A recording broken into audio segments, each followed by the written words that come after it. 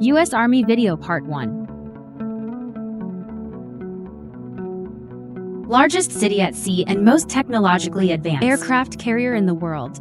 This massive supercarrier cost nearly $13 billion and took nearly 4 years for new shipbuilding to construct. It is a ship with thousands of people working and sleeping on board for months at a time. It can launch or land an aircraft approximately every 25 seconds. This rapid tempo is made possible by the ship's advanced design technology. The German Harvard is a massive aircraft carrier, stretching over 1,000 feet in length and boasting a displacement of over 100,000 tons. Powered by nuclear reactors, this behemoth can reach these exceeding 35 knots, allowing it to traverse oceans in mere weeks. Crew members are vital in ensuring the smooth operation of the carrier and maintain the deck search for foreign debris that could damage aircraft and participate in daily operations. The navigation serves as the heart of the carrier, or air control and navigation take place day and night.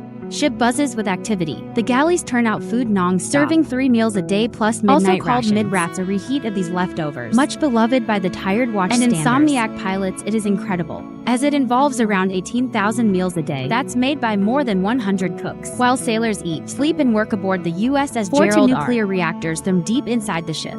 Turning the screws that propel the ship and keep the lights on, there are 600 megawatts. Combined output is 3 times the power plant on the Nimitz-class before it is intended to replace, and enough to power a small city.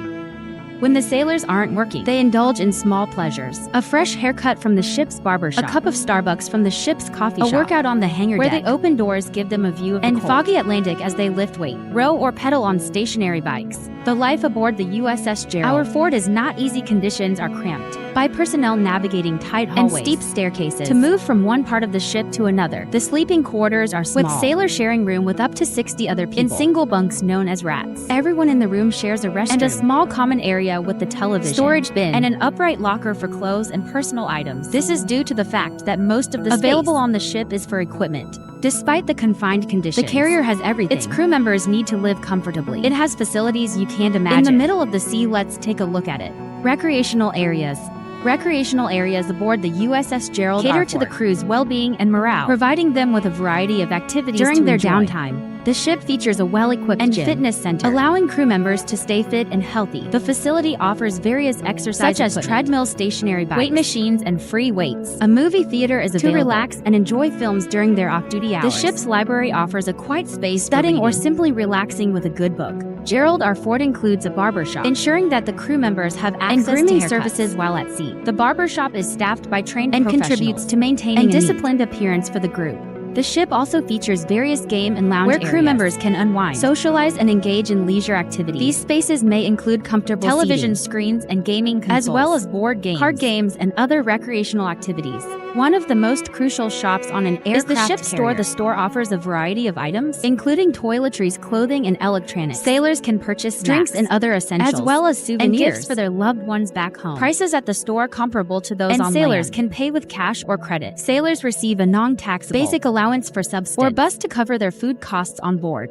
They can use their Navy exchange card to buy groceries other items at ship stores, which have prices similar to those on shore. Operated by the Navy Exchange Service Command, these stores offer various products, and profits are reinvested to maintain low prices. For sailors, food, these recreational areas not only offer a rest from the demanding work environment on board, but also help to foster a sense of camaraderie and teamwork among the crew. In addition to the recreational facilities, the sailors also have access to the ship's where they can have their meals. The galley of an aircraft is the heart of the ship. It's a bustling hive of activity that operates 24 hours a day, serving up to 18,000 meals a day to the crew of the ship.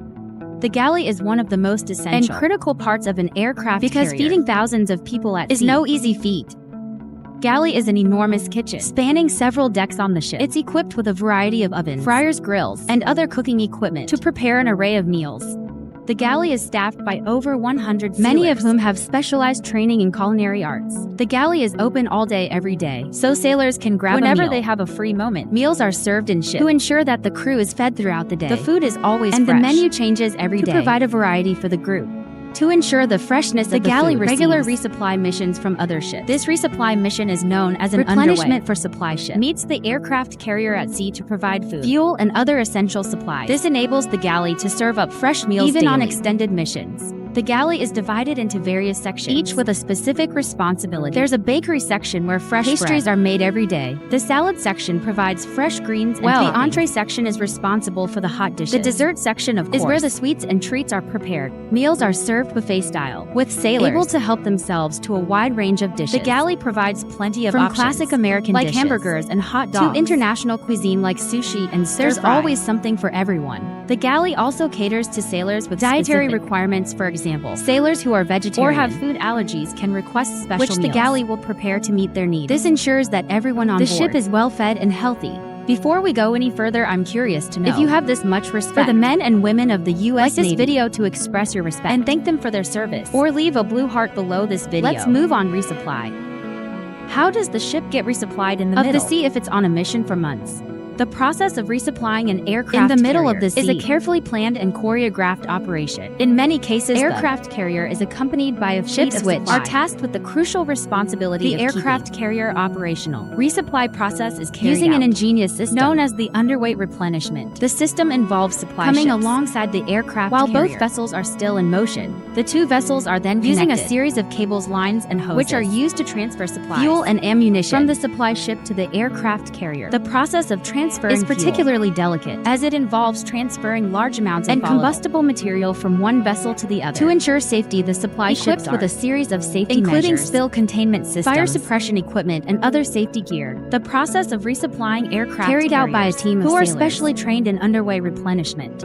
These sailors are responsible ensuring that the transfer of fuel is carried out quickly and efficiently minimizing the amount of time the aircraft carrier spends alongside the supply ship. The process of resupplying aircraft is not without its challenges. High seas can be unpredictable, with rough weather and high waves, making it difficult to carry out the transfer of supplies and fuel. Additionally, the process of transferring large amounts of material vessel to another requires a high degree of coordination and skill, as a single mistake can have catastrophic consequences. Let's move on to the hangar bay. Before we get to the dangerous flight deck, let's see what happens in the hangar bay, located directly below the flight deck, and probably the largest space on the Atlantic. For mechanics, and green shirts crawl like ants all over hearing planes, its engines with flashlights and turning wrenches. The hangar bay of the USS Gerald R. 4 is a dynamic area or aircraft restored, maintained, and prepared for flight operation. The hangar bay is an essential part of the ship's overall mission, and the sailors working there play a crucial role, ensuring that the aircraft are ready whenever needed. Space is massive, capable of housing multiple aircraft. The atmosphere is filled with the sounds of power tools in the home of the ship's engines. One of the primary responsibilities of working in the hangar bay is aircraft maintenance.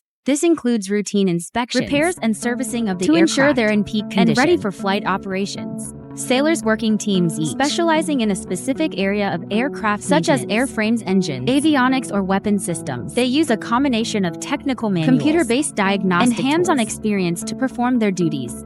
Another essential task in hangar bay is moving the aircraft. The sailors use specialized such as tow tractors and aircraft to maneuver the planes in and out of their parking and onto the ship's elevators. These elevators transport the aircraft between the flight deck where they're launched and recovered during flight operations throughout the day. The hangar bay may also be used for training and drills. These activities help sailors to sharpen and ensure that they're prepared for any situation that may arise during real-world operations. Training scenarios can include firefighting damage drills, control exercises, and emergency response simulations. Safety is a top priority in the hangar bay, and sailors are continually mindful of potential hazards. Let's move on up to the flight deck. Life on the carrier can be incredibly demanding and exhausting, but it's also exhilarating, particularly for the men and women working on the flight deck, launching and landing jets on a small runway. All the USS Gerald flight deck is the epicenter of activity, bustling and dynamic environment. We're cutting aircraft launch and land around the clock, measuring approximately 1,090 and covering 4.5 acres. A flight deck of this massive